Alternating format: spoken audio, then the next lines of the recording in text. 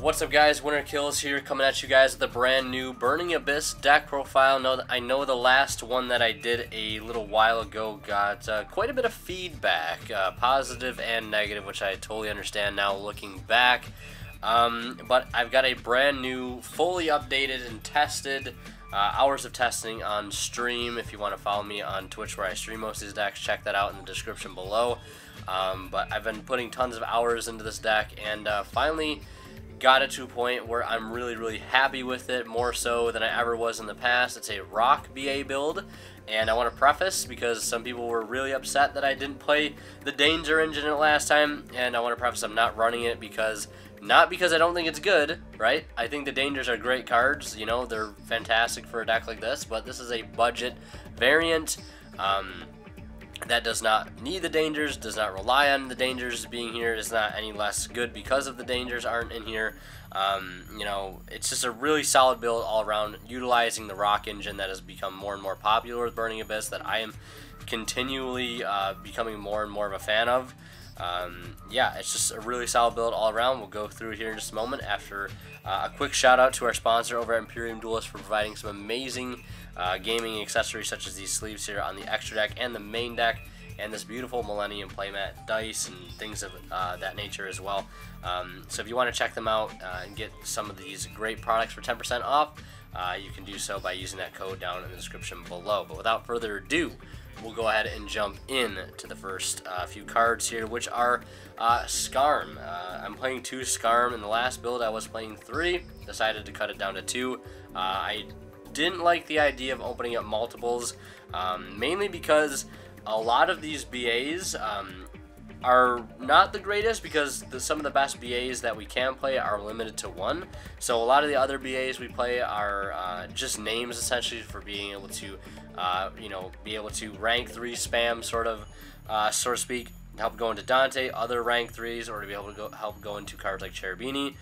Just names that you want to be able to special summon and get out to be able to help make the fields that you need to make. So I've cut down on quite a bit of the BAs, and they've been running so much smoother because of that. So 2 Skarm, 2 Libic, and then following suit here with the same double Farfa. This is probably the only one I'd ever consider maybe 3 of, just because of the removal ability that it has. There's lots of times where I'm like, I'm going to use Cherubini, I'm resolving a Rhino Warrior, and I'm like, do I have that other Farfa? Do I have that other Farfa? And most of the times I do, but sometimes you might not, and that's sometimes not the greatest feeling. But usually there's other ways that you can deal with certain cards if you don't have a Farfa to get rid of it. Then we have Seer and Graph, of course, and then other one-ofs are Alec, Cogna, because I'm still playing Fire Lake, and it's also just another name. Then we have Calcab and Barbar. This card is also really nice. I was considering keep playing cards like Hydrolander, but and help manipulate the grave more with cards like Chaos Dragon the Pioneer, but I decided to cut it just because it just wasn't consistent enough as the rock engine was, and being able to summon out Block Dragon and just being able to put on tons of damage and link fodder with that. It just wasn't consistent enough. Was I able to resolve Hydrolander quite a few times? Yeah. Do I want to keep playing it? Not right now. Maybe I'll go back to it in the future when I have some more reason to. Hydrolander is great, but of course with Snow gone, is it as viable as it once was? No. Is it still viable though? Yes, 100%. You just have to learn and find other ways to manipulate the graveyard, much like Snow did. Then we have 1 Tour Guide and Edge Im Sabers to sort of round off the Fiends and Dark Monsters for the build. Then we'll go into the Rock Engine, or the Earth Monsters that we're playing. So triple Block Dragon. This guy can be summoned from the hand or grave by banishing 3 Earth Monsters. And you can do that more than once per turn, which is really awesome. So you can bring this guy out multiple times in a turn to be able to link with or put on damage. Just all around great card. And then when it leaves the field, when it's sent from the field, you can basically add another rock type monster from your deck, up to 3 rock monsters whose total level equal 8. So most times you're going to be searching this guy. Yes, you can play a card like Doki Doki and Power Giant, which I'm also playing Power Giant. But some people can play are playing Doki Doki, which is a level 2 rock monster. So you can add both Power Giant and Doki Doki to your hand to be able to search off of this. So you get Power Giant to your hand, which gives you benefits of discarding things and becoming a level 3. And then Doki Doki has its own set of benefits, which I'm not sure of its exact effect, but the card isn't too bad overall. So triple Block Dragon, and I wanted to play 3-2 because I just wasn't seeing the card enough, so that's why I ended up bumping it up to 2. So yeah, 2 Power Giant next. This card is amazing.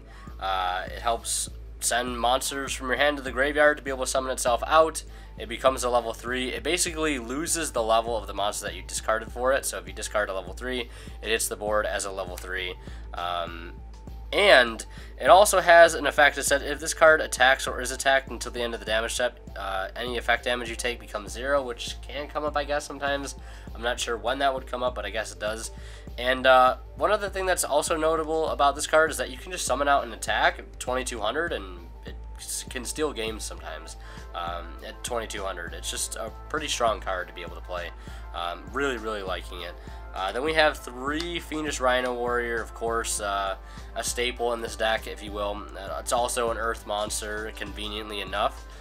We all know what it does. When it's sent to the graveyard, you can send a Fiend-type monster from your deck to the grave. It's just an all-around great card. Next, we have Triple Gallus Star Beast. This is a card I was contemplating going down to 2 with, but since I've done a lot of testing, I've really liked having the 3rd copy in here.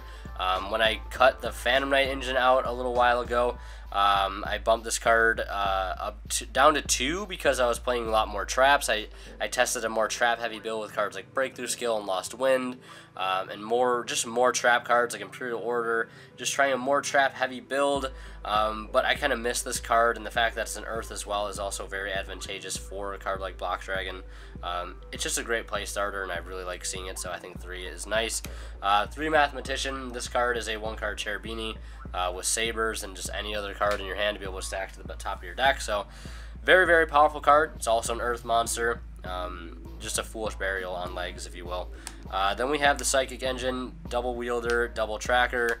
A lot of people have been sort of skeptical of this engine, but I love it more and more every time I resolve it. Would I want to play more than 2 apiece? No, just because if you control, they both say if you control another level 3 monster other than themselves, you can special summon them for free. So I don't want to ever be in the position where I have to normal summon one and then I have like another tracker in hand, which is just a dead card. The rest of my hand is not good. So I didn't want to like increase the odds of opening doubles of these cards. I'd rather open like 1 and 1 or just 1 of each, and not open double of each. Yes, can that still happen playing them both at 2? Yes, but I think increasing the odds of seeing the card overall, especially since this card helps this deck's cause so much, I think it's worth it, and for the most part. And it's also an Earth for Block Dragon. Then we have 2 Sea Archiver. This card I love more and more every time I resolve it. It basically, anytime a monster is summoned to a zone a link monster points to, you can special summon this card from your hand or graveyard, but banish it when it leaves the field. So with that, that last effect, it really doesn't come up too much unless you're in a desperate position where you have to use this to link. But a lot of times, you're just using this for a rank 3 play, and then it gets sent back to the graveyard next turn, which you can just reuse, and it constantly keeps coming back out of the grave, coming back out from your hand to keep making Dantes to help make link plays. And since you're playing a second one, you can increase the odds of milling this card early on, or just using it right off the bat for a link play if you need to, and then still have another one in deck to be able to use later in the game. It's just, I love this card so much. I feel like if you haven't tried this card in BA yet, give it a shot. You'll love it, especially with Cherubini. It's such an amazing card. Then lastly, 1 Crane. Well, not lastly for the monsters, but I guess for just all these other monsters besides the Phantom Knight monsters. 1 Crane. This card could be a 3rd Power Giant if you wanted to. It could be any other monster. It could be a 2nd Edgem Sabers if you wanted to go so far as to play 2. It could be another BA. This card comes up sometimes. I was playing it at 2, but I decided to cut it down just to 1. It's also an Earth as well, so it does have some synergy there. Then we have, just for the Phantom Knight monsters here, just 1 boots, 1 cloak. This is the ratio that I'm really happy with now. Because I didn't want to just play 1 Phantom Knight for the Bard each play, because then obviously if you draw it or mill it, then that whole play is just kind of done. But I liked having the cloak and the boots, because there's a play that can be done pretty easily with just opening any way to get to Dante and a Cherubini with any other dark monster on board, which sounds like a lot, but it's a pretty common field to get into if you can resolve a Rhino Warrior or a Cherubini effect. It's pretty easy. And basically what that entails is you have your Cherubini, your Dante, and your other level 3 that's dark. You link the Cherubini away and the other monster, which most times is going to be Seer or any other BA, or not Seer but Graph. And then you'll make Bard each. You'll send this guy to the graveyard to set a Fog Blade. You'll banish him to add this guy, and then you'll special summon to a zone that Bard each points to, and then you'll summon a Sea Archiver, make your second Dante, detach the boots for your Dante, mill 3 to try to dig into a monster that you need to see, get a Block Dragon Grave or a Skarm, and then you can banish this guy to add the other Fog Blade if you don't happen to mill it already. It's just a nice combo, and I liked having, you know, the option of having more than just 1 Phantom Knight to rely on the main deck, so that's why I went with that ratio. I considered doing like 2 boots, 1 cloak, but I think 1-1 is fine. It definitely cut down a lot from the last Phantom Knight engine we were playing. Then we have for the traps 2 Fire Leg and 2 Fog Blade. These traps are really solid. I would rather not play the second build with no Hydralander, just because this deck, in my opinion, while it can put up pretty defensive boards, needs a little bit more protection, and I think Fog Blade and Fire Lake are just the way to do it. This card is just devastating. I don't care what anybody says. It's just such a good card. Yes, is it bad against some things like Thunder Dragon, where things can't be destroyed by card effects, but if you're going first and you have this set up, why even let them get into the Thunder Dragon Colossus or the Titan? Just blow up their field before they go any further, and then they're set back pretty far. And this card is just devastating against a lot of decks. Back row decks, you just wipe all their back row at the end of the turn. It's just such a really strong card. It's so easy to set up with this deck. And it triggers all your effects too, which is really nice. Then for the extra deck here, we have 3 Dante, Traveler of the Burning Abyss, the man himself. Do you need to play 3 of this card? No, you could play any other rank 3 in place or Link monster. I just kind of like having the luxury of playing 3. Should I? Probably not, but for this particular build and video, I'm going to be running 3. Then I'm also running 3 Breaksword, just 1 Breaksword, and 1 Stone King Darius. This card's pretty nice to help out cards like Borolo Dragon. I find that this card comes in handy to do just that. Although you could out it other ways, but this is just the easiest way to do it. Then we have 1 Beatrice, staple really. You just gotta play it. Then for the links, 1 Borosword, 1 Boroload, and 1 Bardiche. Then we have 1 Trisbana, 1 Nightmare Unicorn, and 1 Nightmare Phoenix to round up sort of the generic links, if you will. And then we have, of course, double Cherubini, Black Angel, the Burning Abyss. I doubt that'll be its TCG name. But for those that don't know what this card does, it's basically takes 2 level 3 monsters to make, link 2. Anything that it points to can't be destroyed by card effects, so that's why it's able to protect your BAs and allow you to make much bigger fields, which is really incredible.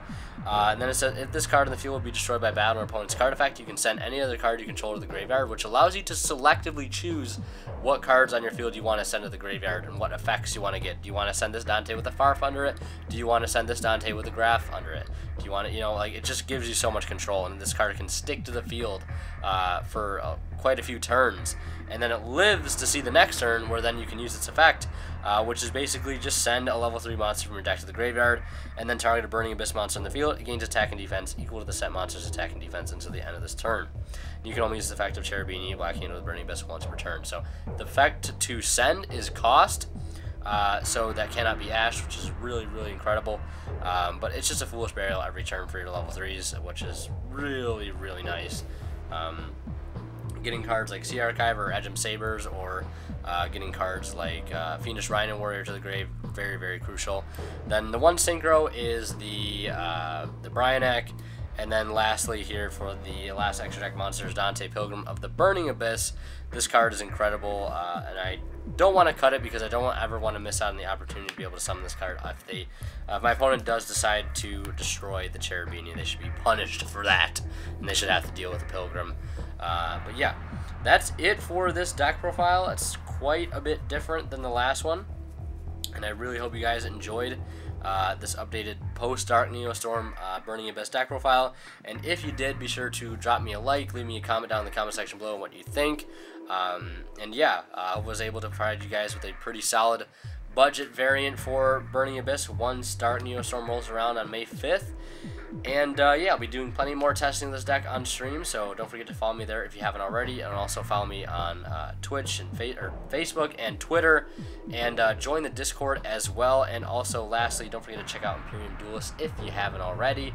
And also, thank you guys so much for watching. We're going to sign out. We'll see you in the next one.